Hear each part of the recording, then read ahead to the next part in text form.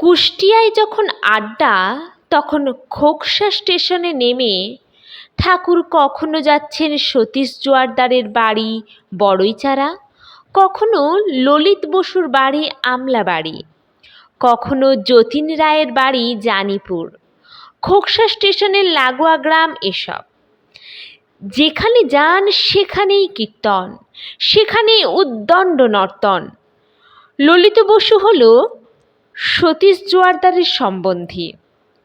একবার ললিতবাবুর বাড়িতে কীর্তন হচ্ছে, ঠাকুর নিজে আছেন কীর্তনে। আছেন মানে নাম মত্ত হয়ে আছেন, নৃত্যপর হয়ে দিব্যকান্তিময় হয়ে আছেন। তখন বর্ষার সময়, কীর্তনের প্রবল নৃত্যে ভেজা উঠোনে পাঁক জমে উঠেছে, মাথার উপরে ফিস ফিস করে বৃষ্টি পড়ছে তখনও।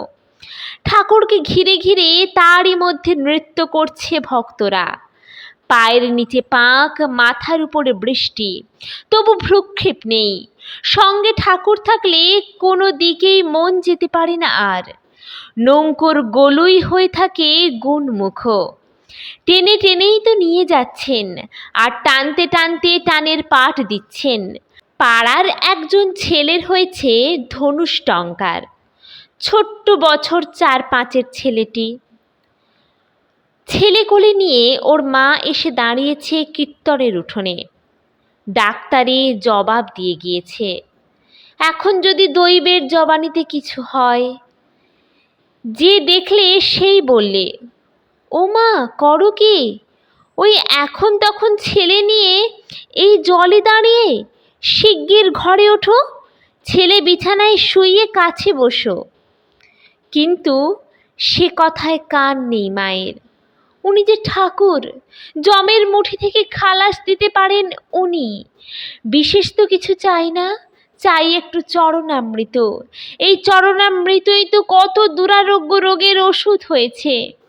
লোকে যতই মানা করে, মাটি ততই ঠাকুরের কাছে ঘেঁষে আসে।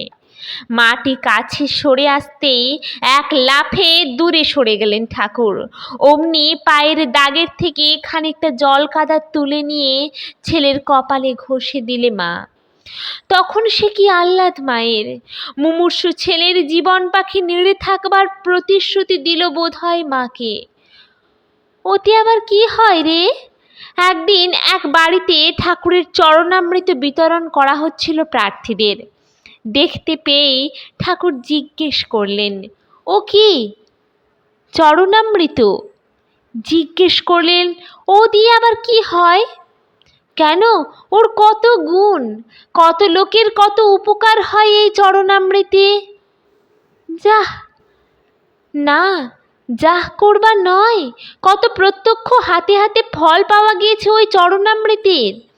ভক্তরা স্মিত বিস্মিত দৃষ্টিতে তাকায় ঠাকুরের মুখের দিকে। তবে আমাকেও একটু দে তো। হাত বাড়িয়ে চেয়ে নিলেন নিজের চরণামৃত নিজেই। হাসতে হাসতে স্পর্শ করালেন মাথায়। কিন্তু খেয়াল থাকে যেন চরণামৃত মানেই চলনামৃত। তাঁর চলনের অনুকৃতি থেকে যে অমৃত আহরণ করছো, তারই নাম চলনামৃত, অর্থাৎ চরণামৃত। ভক্তের বিশ্বাসী সবই হয়, কিন্তু খেয়ালে রাখা চাই ওই ইষ্টানুসরণ, ওই ঈশ্বর বিগ্রহের চরণানুস্মৃতি। ইষ্টানুবর্তন করতে করতে অনিষ্ট যা লুপ্ত হয়ে যায় আপনা থেকেই। আর হ্যাঁ, সঙ্গে থাকা চাই নাম। নামের ক্ষমতা কি বলে শেষ করা যায়? মৃত্যুবারণ সঞ্জীবনী মন্ত্র হলো ওই নাম। মরণকে রোধ করা যায় ওই নামে? প্রশ্ন হলো একদিন। যাই তো, দেখলেই হয় পরখ করে। আরম্ভ হয়ে গেল পরীক্ষা। সদর রাস্তার ধারে একখানা দোতলা বাড়ি ভাড়া নিয়ে আরম্ভ করা হলো নাম চিকিৎসালয়, নেম হসপিটাল। সে এক রীতিমতো হাসপাতাল। হাসপাতালের নিয়মিত চিকিৎসক হলো বীরু রায়, সতীশ জোয়ারদার, রামকৃষ্ণ বিশ্বাস, গহর আলী। গোসাই থাকলে গোসাইও, এরা হলো ডাক্তার। ওষুধ হলো নাম, আর চিকিৎসা মানে রুগী ছুঁয়ে নির্ভঙ্গ নাম। সুপ্ত জীবনধারা জেগে ওঠে ওই নামের ডাকাডাকিতে, প্রাণ নেচে ওঠে তার নাচের তালে তালে। চিকিৎসা দেখে সবাই তো অবাক, এসব ভৌতিক জাদু নাকি? ঠাকুর বুঝিয়ে দেন, জাদু হবে কেন? নাম মানে তো আদিনাদ, যার থেকে সৃষ্টির উৎসার। নামই যদি মূল, তবে ওই নামই হলো প্রাণের প্রাণ, জীবনের শক্তির আদি প্রকাশ, সমস্ত সত্তার কেবল কারণ, অস্তিত্বের সার আর জীবনের ধৃতি। যে নাম সেই জীবন, সর্বরোগ হর ঔষধ। তবে হ্যাঁ, বিধি মাফিক হওয়া চাই, যাতে নাম সার্থক হয়েছে সেই নামী পুরুষের অনুসরণ থাকা চাই নাম জপের সঙ্গে সঙ্গে। নামকে জাগরুক করে রাখা চাই দেহ মনে।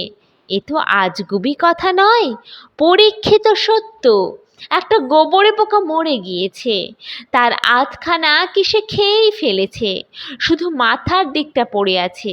কি মনে হলো একদৃষ্টে সেই অঙ্গহীন মরা গোবরে পোকাটার দিকে তাকিয়ে নাম করতে লেগে গেলেন ঠাকুর। 1 ঘন্টাও যায়নি, এর মধ্যে নড়ে উঠল পোকাটা, মৃতদেহে প্রাণ ফিরে এসেছে তার। এসব ছোটবেলাকার কথা। আর একদিন দেখলেন একটা মরা আরশোলা, দেহটা ঠিকই আছে, দেখেই ব্যথা জেগে উঠল প্রাণে। 15 মিনিট ধরে তাকিয়ে রইলেন তার দিকে, আর ভাবতে লাগলেন, আহা, এর জন্য কিছু করা যায় না? ভাবতে ভাবতে নাম করতে লাগলেন মনে মনে, সে অবিচ্ছিন্ন অন্তর্ভেদী নাম। নামে নামে স্নায়ুগুলো চমচমে হয়ে উঠল, কোষে বাঁধা তারের মতো টং টং করতে লাগলো। তখন সেই সূচি সূক্ষ্ম স্নায়ু বোধ নিয়ে আবার তাকিয়ে রইলেন পোকাটার দিকে। 1/2 ঘন্টার মধ্যে পোকাটা বেঁচে উঠল, নিজের শক্তিতে হেঁটে চলে গেল। জীবনী শক্তির একটা আলোক স্রোত আছে, ঠাকুর বললেন, সেটা আমি চোখে দেখেছি। আমাদের শরীরে সেই আলোক স্রোতের প্রস্থান প্রবেশ চলেছে নিত্যই। হাত পা চোখ কান দিয়ে জ্যোতিরশ্মিগুলি বেরিয়ে যাচ্ছে, আর মাথা সেটা আহরণ করে নিচ্ছে সর্বদাই। মৃত্যু হলে সেই আলোর প্রবাহ বন্ধ হয়ে যায়। কিন্তু যারা খুব বেশি নাম করে, নামের উৎসের সঙ্গে যাদের মন সংযত হয়েছে, তাদের মাথার মধ্যে ওই আলোর পুঁজি থাকে। তারা ইচ্ছে করলে নামের জোরে কারো মধ্যে ওই শক্তি ঢুকিয়েও দিতে পারে, আর প্রবাহ ফিরে এলেই প্রাণ জেগে উঠতে পারে। ঠাকুর বললেন, এ হলো বিজ্ঞানের বাস্তব বস্তু, এ আমি দেখি। আর যার বাঁধন শিথিল হয়ে আসছে, তার বাঁধন জোরালো করে দেওয়া যায় নামের জোরে। শক্তিহীনকে শক্তিমান করে তোলা যায়, নার্ভাস ডেবিলিটিকে জয় করা যায় নাম করে করে। প্রবল চাঞ্চল্য পড়ে গেল কুষ্টিয়ায়। শুধু কুষ্টিয়ায় কেন, যেখানে যেখানে খবর গেল সেখানে সেখানে সবারই মুখে আলোচনা। সৎসঙ্গীরা নাম জপ করে রোগ সারাচ্ছে গো। সে আবার যে সে রোগ নয়, যার বাঁচার আশা নেই তাকেও বাঁচাচ্ছেন ঠাকুর, যিনি নাম রূপে বিরাজ করছেন সর্বভূত চরাচরে। জীবন বিধান করছেন তিনি শক্তি আর ভক্ত তাদের ভিতর দিয়ে এসে ঠুকছে বিদ্যুৎ প্রবাহ। দিক দিগন্ত হচ্ছে আলোয় আলোময়, জীবন জীবনময়। রোগী আসতে লাগলো নানা দিক থেকে, আবার কলও আসতে লাগলো দূর দূর থেকে। যে রোগী নড়ানো চলে না, হাসপাতালের লোকই সেখানে যায় নাম করতে। কুষ্টিয়া থেকে কলকাতা পর্যন্ত যেতে হয়েছে এমনই চিকিৎসা করতে। সতীশ জোয়ারদারের ভাই রাধারমন জোয়ারদার তখন বড়ইচড়ার বাড়িতে থেকে ডাক্তারি করে। ঘরে পড়া ডাক্তার, ঠাকুরের প্রেরণাতেই শেখা। ঠাকুর স্মরণ করেই রুগী হাতে নেয়। গ্রামাঞ্চলের লোকের তাতেই উপকার হয়েছে ঢের। একদিন একটা রুগী হাতে এলো। রুগী যখন হাতে এলো, জীবন তখন তার যায়।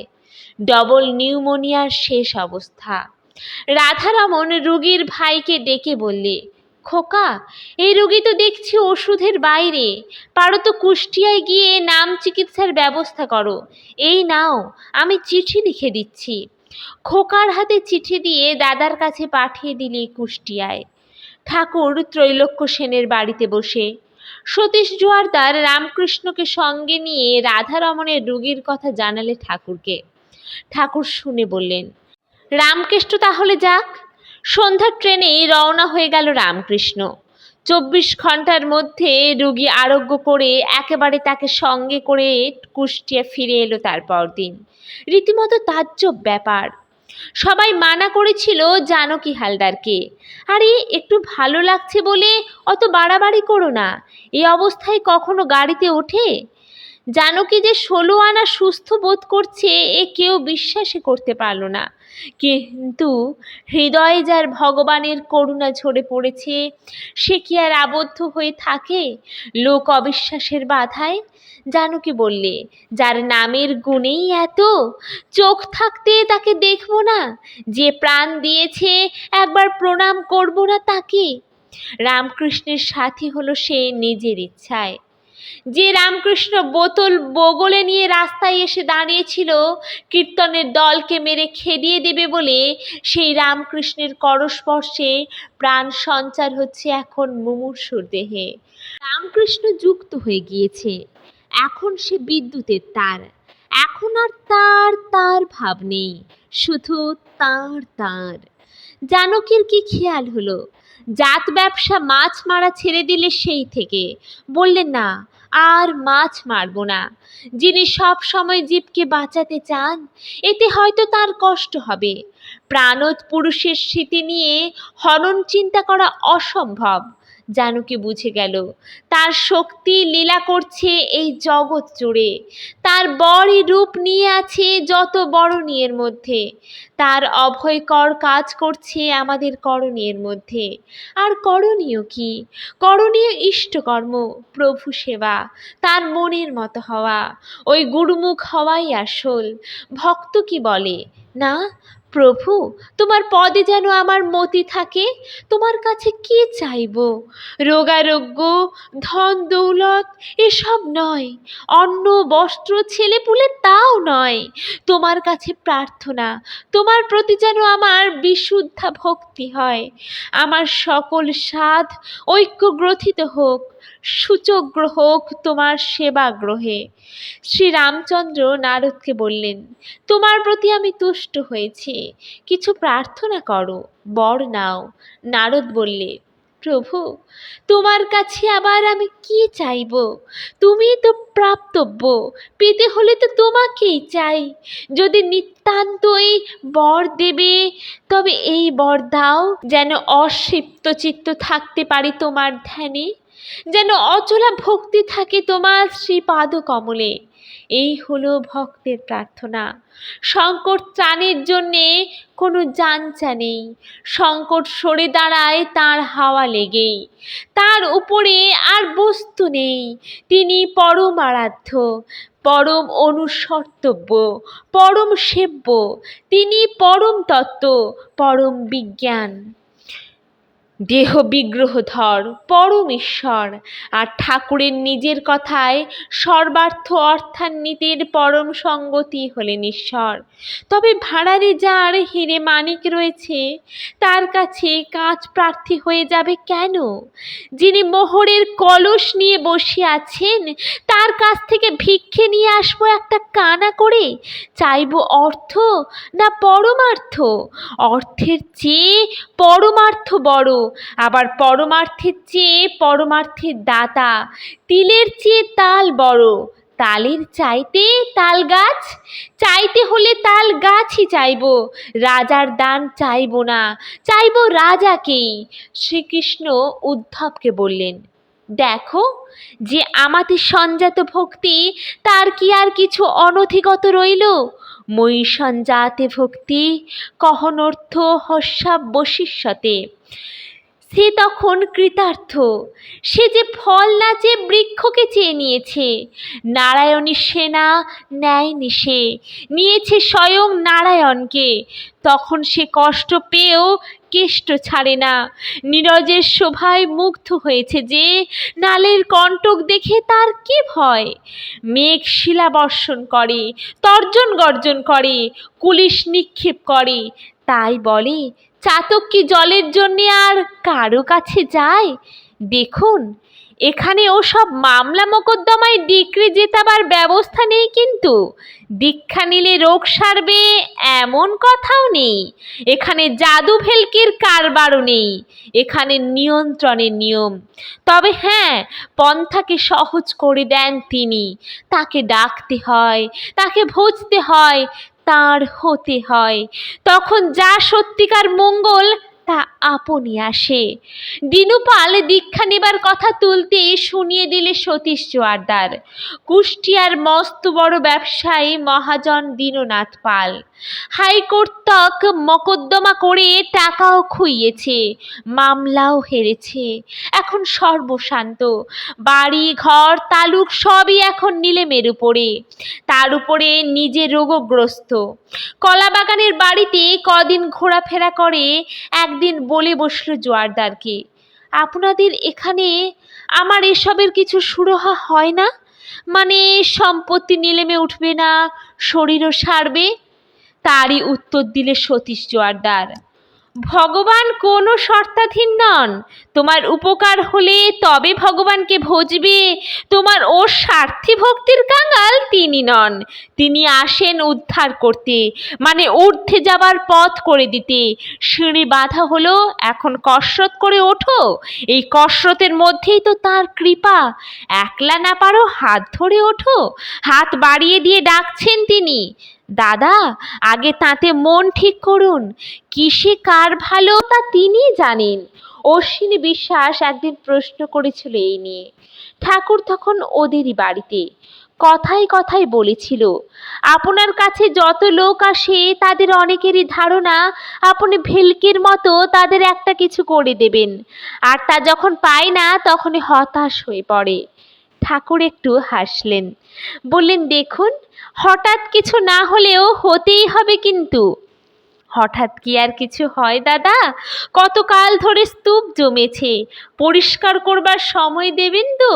একটু থেমে আবার বললেন, দেখুন, করতে হয়, না করলে কি কিছু হয়?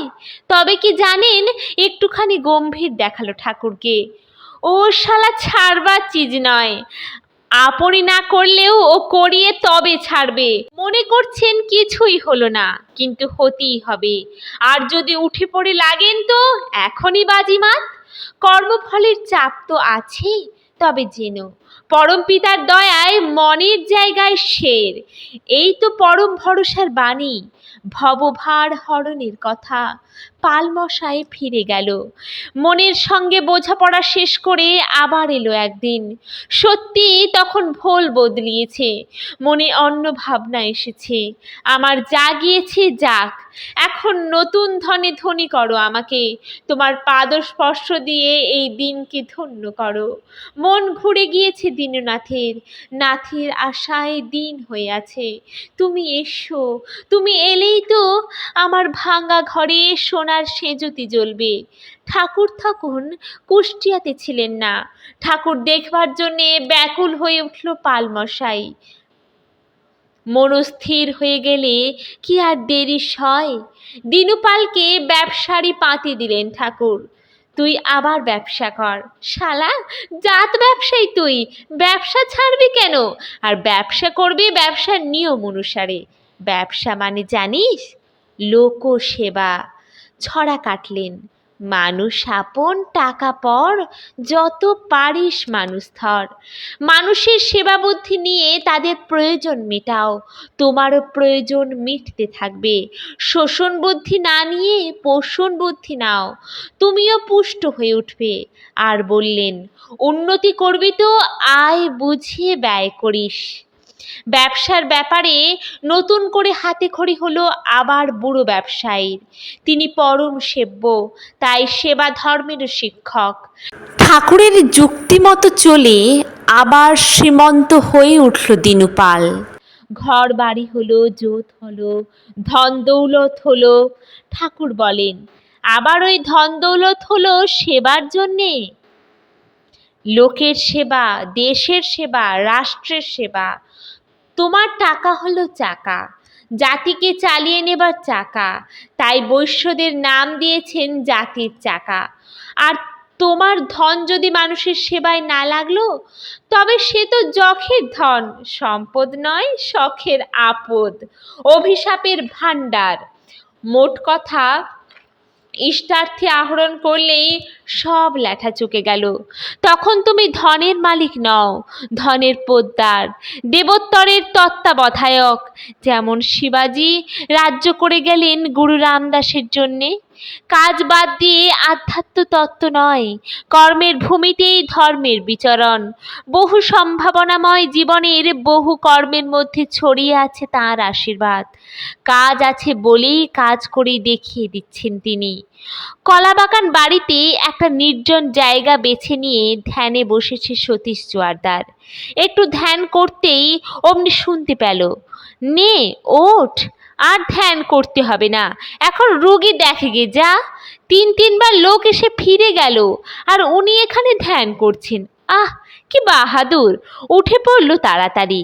বাইরে এসে শোনে জরুরি কল দেবার জন্যে লোক এসে ঘুরে গিয়েছে তিনবার। আশ্চর্য হয়ে গেল জোয়ারদার মশাই। তাহলে কি সংসারের মধ্যেও তিনি আছেন? হ্যাঁ, তোমার সংসার, তোমার ডাক্তারি, তোমার চাকরি, তোমার ব্যবসা, সব তাঁর। যেখানে যেখানে লোকোপকার, সেখানে সেখানে তিনি। যত কিছু কর্তব্য সব তাঁর দেওয়া, সব তোমার পালনীয়। তবে এই এত কর্মের মধ্যে জড়িয়ে থাকবো আমি? হ্যাঁ, হাজার কর্ম করলে কি হবে?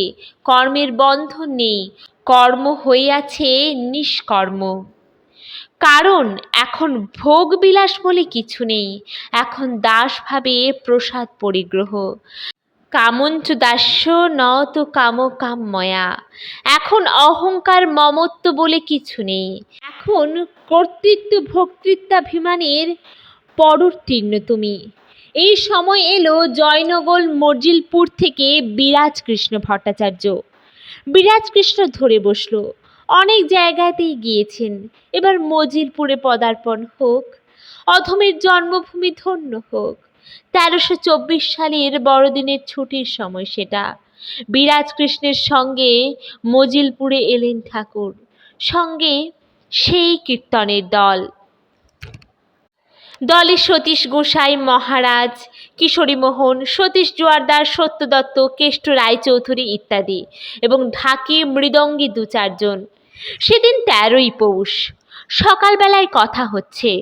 চক্রতীর্থ কাছেই, মোটে 7 মাইল পথ। নীলাচলে যাবার সময় এই চক্রতীর্থ হয়ে গিয়েছিলেন মহাপ্রভু। চলো তবে দেখে আসি জায়গা। ঠাকুর নড়ে উঠলেন। মহাপ্রভুর পদপুত সেই মাটি শ্রীক্ষেত্রে যেতে ছড়িয়ে দিয়ে গিয়েছেন, যেখানে তার শ্রী চরণচ্যুত রজ সম্ভার। এখনো হয়তো পথ চিনিয়ে দেবে সেখানকার স্মৃতিবাহী ধুলোগুলো। বলবে, এই যে গো আমি, প্রভুর পদ ধারণ করে পড়ে আছি এখানে, পড়ে পড়ে তোমাকে ডাকছি। আবার তুমি এসেছো, আবার আমার বুকে তোমার পা দুটো একবার রাখো। চলো তবে চলো যাই। উঠে পড়লেন ঠাকুর। খোল করতালের সঙ্গে বেজে উঠল জয় ঢাক। গ্রাম কেঁপে উঠল গম গম করে। ঠাকুর চললেন আগে আগে, নৃত্য রঙ্গময় হয়ে। পিছনে পিছনে ঊর্ধ্ববাহু মত্ত কীর্তনিয়ার দল। সে এক অনির্বাচ্য দৃশ্য, সাত্ত্বিক শোভার অপূর্ব চিত্র। সামনে যাকে পাচ্ছেন তাকেই আলিঙ্গন দিচ্ছেন ঠাকুর। ঠাকুরের দেখা দেখি সবাই ছুটে আসছে কাছে, প্রেম দিচ্ছে, কোল দিচ্ছে, চুমু দিচ্ছে। কীর্তন তো নয়, বন্যা দিয়ে ভাসিয়ে নিয়ে চলেছেন ঠাকুর।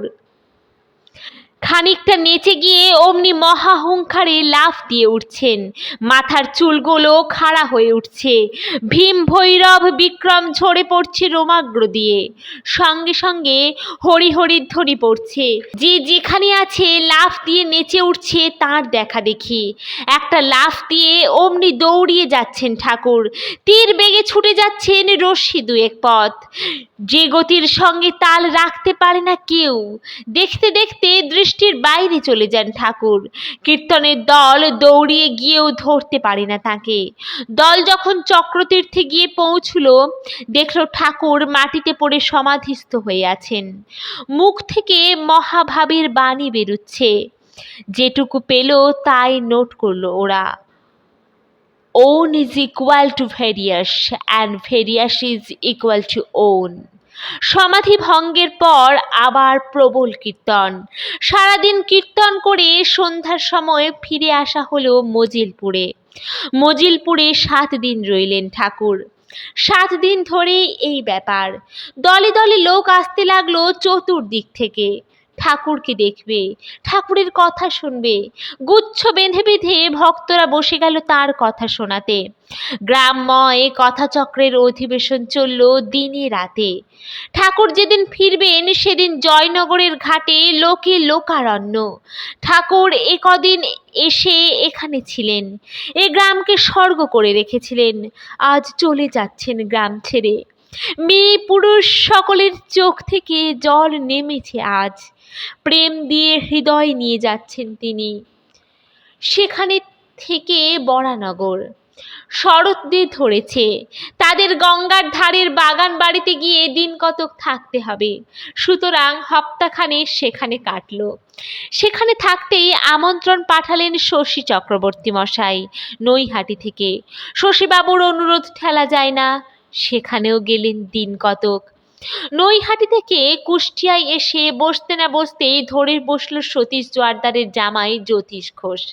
জ্যোতিষ নাছোড়, একেবারে কাঁদো কাঁদো। আমি অথম, তাই আপনার পায়ের ধুলো পড়ল না আমার বাড়িতে একবার। অশ্রুর অন্তরালে বুঝি একটু অভিমান। চল তবে চল। চললেন মদাপুর। গোয়ালন্দ লাইনের বেলগাছি স্টেশনে নেমে হাঁটা পথে মদাপুর। মাঘের তখন শেষাশেষি। প্রকৃতির বাতায়নে বসন্তের মুখ দেখা গিয়েছে। সেই মাধব লগ্নে মেতে উঠল মদাপুর। ও মা, তোর পায়ের ধুলো দে মা। কীর্তনান্তে হঠাৎ খেয়াল হলো ঠাকুরের, ননিবালার পায়ের ধুলো নেবেন। মা মা বলে অস্থির, নারীর সামনে সন্তান ভাবে তন্ময় হয়ে গিয়েছেন। দে মা, তোর পায়ের ধুলো দে, মাথায় রাখি। দে মা দে। জ্যোতিষের বড় ভাই শরৎ, শরতের স্ত্রী ননিবালা তো ভয় মরে, জিভ কেটে স্তম্ভিত হয়। এ আবার কি কথা? এ যে শুনলেও পাপ। ঠাকুর নাছোড়, মা হয়েছিস, পায়ের ধুলো দিবি নে বারে। শেষে সতীশ জোয়ারদার বললে, ঠাকুরের যা ইচ্ছে তাই করো, তার ইচ্ছেই বাধা দিয়ে লাভ নেই। আড়ষ্ট হয়ে কাঠের পুতুল হয়ে গিয়েছে ননিবালা। সামনে এসে নুয়ে পড়ল ঠাকুরের পায়ের উপরে। ননিবালা সামনে আসতেই ঠাকুরের ভাবান্তর হলো। তার মাথার উপরে একখানা পা তুলে দিয়ে মাতৃভাবনায় মুখর হয়ে উঠলেন। ওরে ওরে, তোরা আয় ভাই, দেখে যা মায়ের দয়া। তোরা আয়, দেখে যা। একবারটি মাকে দেখে যেখানে ইচ্ছে চলে যা। আর ভয় নেই, মায়ের হাতে অসি নেই, গলে নরমুণ্ড মালা নেই, অট্ট হাসি নেই। মা আমার দয়াময়ী, মা আমার পুতুল মা নয়, চৈতন্যময়ী মা। বলতে বলতে বাহ্য জ্ঞান হ্রাস হলো। স্মৃতি শান্তির চন্দ্রালোকময় হলো চেহারা। মুখ থেকে কেবল ভাবোক্তি হতে লাগলো, আমার মা, আমার মা, আমি মা, আমি মা। ননিবালাও চৈতন্য হারিয়ে লুটিয়ে পড়ল মাটিতে। ঠাকুরও মা মা বলতে বলতে মহা সমাধিতে মগ্ন হলেন। সমাধি অবস্থাতেও সেই এক সর্বস্বতার দৃপ্ত নির্ঘোষ। একটিও তারা নেই, নির্মল আকাশ। আছি শুধু আমি।